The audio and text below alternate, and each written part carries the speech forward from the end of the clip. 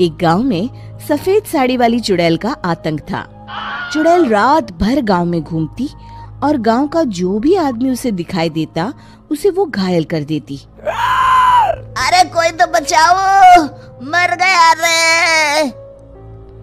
एक रात हरिया अपने खेत से अपने घर लौट रहा था कि तभी अचानक उसके सामने चुड़ैल आ जाती है।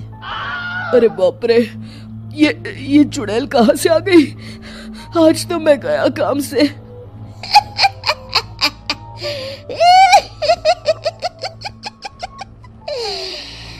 आज मुझे मेरा शिकार मिल गया।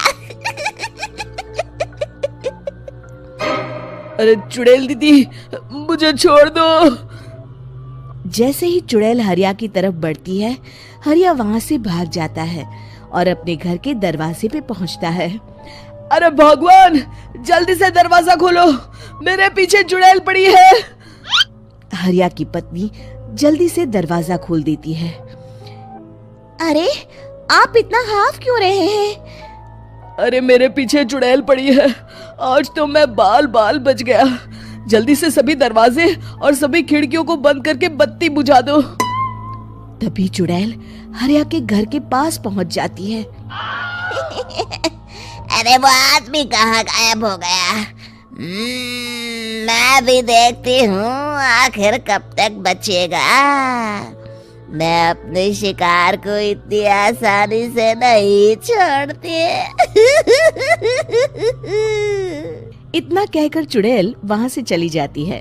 वहीं दूसरी तरफ हरिया और उसकी पत्नी दोनों अपने घर की खिड़की से ये सब देख रहे होते हैं। अरे बाप रे, ये तो बड़ी डरावनी चुड़ैल थी।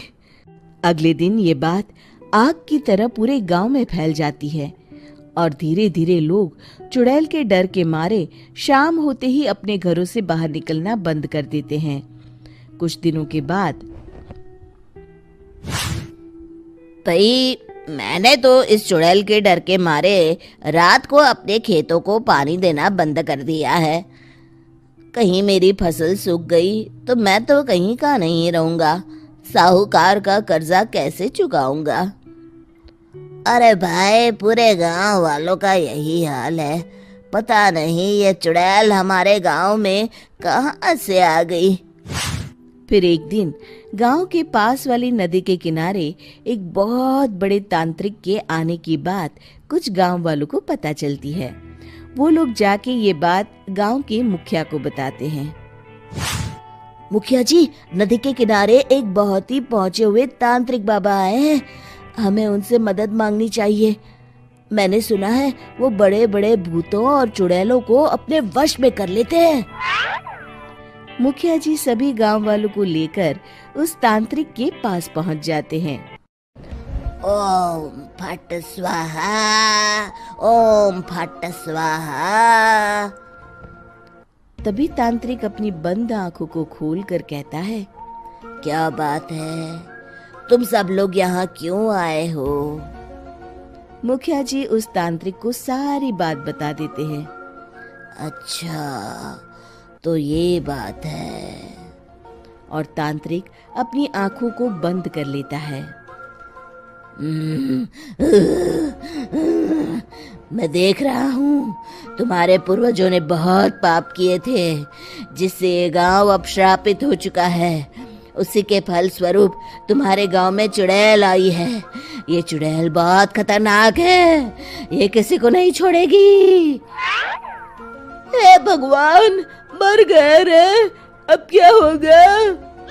तभी गांव के मुखिया जी कहते हैं, बाबा, इस चुड़ैल से हम सबको बचा लीजिए। कोई तो उपाय होगा। इसका सिर्फ एक ही उपाय है। सभी गांव वालों को बारी बारी हर दिन अपनी आधी फसल उस पहाड़ी के ऊपर बनी काली गुफा में छोड़ के आनी होगी। तभी उस चुड़ैल की भूख मिटेगी और श्राप का प्रभाव खत्म हो जाएगा और तुम सब जिंदा बच जाओगे। सभी गांव वाले उस तांत्रिक की बात को मान लेते हैं और वहां से चले जाते हैं। फिर अगले दिन से रोज उस गांव के लोग बारी बारी से अपनी आधी फसल उस काली गुफा के पास जाकर रखाते। कुछ दिनों बाद हरिया की बारी आती है। बाप रे, आज तो मेरी बारी है उस काली गुफा में जाने की। क्या करूं, वो तो बड़ी खतरनाक चुड़ैल है। मेरे तो हाथ पैर कांप रहे हैं। फिर हरिया डरते डरते अनाज की बोरियां अपनी बैलगाड़ी में लाद देता है। तभी हरिया की पत्नी उससे कहती है, देखो जी, संभल के जाना और किसी भी हालत में शाम होने से पहले वापस आ जाना। उस चुड़ैल का कोई भरोसा नहीं है जी। हरिया बैलगाड़ी में बैठते हुए कहता है, भगवान, मैं क्या वापस आऊंगा? लगता है अब तो मेरी खबर ही आएगी। इतना कहकर हरिया वहां से चला जाता है। रास्ते में जंगल से गुजरते हुए हरिया की बैलगाड़ी का एक चक्का बड़े गड्ढे में फंस जाता है। हे भगवान, अब ये क्या मुसीबत है? हरिया नीचे उतर के पूरी ताकत से अपनी बैलगाड़ी को गड्ढे से निकालने की कोशिश करता है। बहुत देर मेहनत करने के बाद हरिया की बैलगाड़ी उस गड्ढे से बाहर निकल जाती है। हे भगवान, अब तो शाम होने वाली है। आज तो मैं गया काम से। जैसे तैसे हरिया काली गुफा में पहुंच जाता है। अरे मर गया रे, यहाँ तो चारों तरफ डरावना माहौल है। मैंने यहाँ आने में बहुत देर कर दी, कहीं चुड़ैल नाराज ना हो जाए। हरिया अनाज की बोरियां वहां रख के जैसे ही जाने लगता है, तभी उसे किसी के आने की आवाज सुनाई देती है। हरिया एक कोने में छुपकर अंदर देखने लगता है। चुड़ैल वहां आती है और फिर अपने चेहरे से नकली चुड़ैल का मुखौटा निकाल देती है। हरिया ये देख के हक्का बक्का रह जाता है। तभी चुड़ैल कहती है, भैया यहाँ आना, आज तो बहुत अनाज आया है। इसे मिलाकर अब हमारे पास ढेर सारा अनाज जमा हो गया है। कल ही हम इसे शहर में बेच आएंगे और माला माल हो जाएंगे। तभी अंदर से नदी के किनारे वाला तांत्रिक बाहर आता है। अरे, ये तो तांत्रिक बाबा है। हाँ, अब तो हम दोनों की जिंदगी मजे में कटेगी।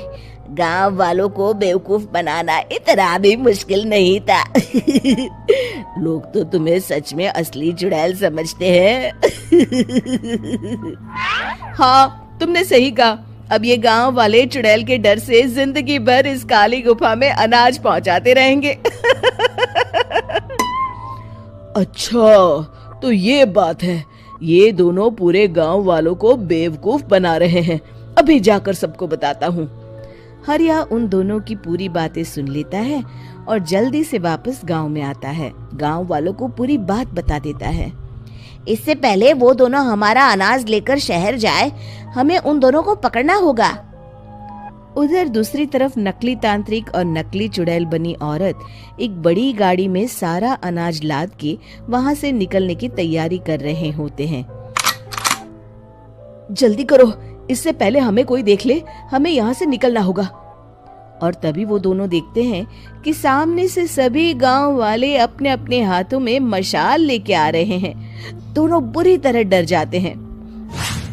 रुक जाओ, तुम दोनों का भांडा फूट चुका है। अरे मर गए रे, ये गांव वाले कहाँ से आ गए? तुमने क्या सोचा इतनी आसानी से यहाँ से निकल जाओगे? ये अनाज हमने अपने खून पसीने से दिन रात खेतों में मेहनत करके उगाया है। दोनों मुखिया जी के पैरों में गिर जाते हैं।